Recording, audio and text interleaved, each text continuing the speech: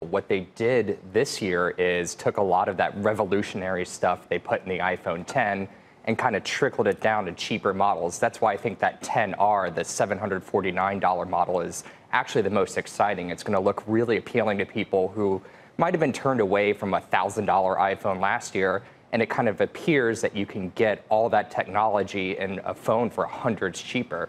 So it actually seems like a good move. It might not be super interesting compared to all the new stuff we saw last year, but it's going to be more accessible to a lot of people. So we're going to start seeing that form factor, stuff like Face ID out there. It's going to be across their entire lineup now.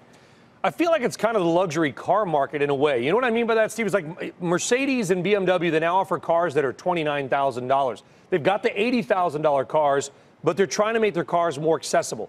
I know the expensive phones, the sexier phones get the attention, but is the financial side of the Apple story really that they are going for the lower cost and maybe more approachable? I know it's not as sexy, but is that kind of the stock story, you think? Yeah, well, what they proved last year was with the iPhone 10, they can convince people to spend $1,000 or more for an iPhone. Because it's $30 a month, Steve. It's not $1,000. It's only $32 a month. Or $30 a month if you do a payment plan, or if you buy it straight up, you get it for $1,000. Over time, you're still paying that $1,000. But anyway, what really they proved last year is it can be $1,000 for an iPhone. Now they bumped that up to $1,100 or more for that super big model, the Max model they announced yesterday. So people are going to go for that at the high end. And if you want to save a few $100, you go for that 10R, which is going to be really appealing, especially in markets like China with all those different colors that appeals to customers over there. So the story is they're going to be able to boost their selling price and their profits with those super expensive models and potentially increase unit sales by that cheaper model.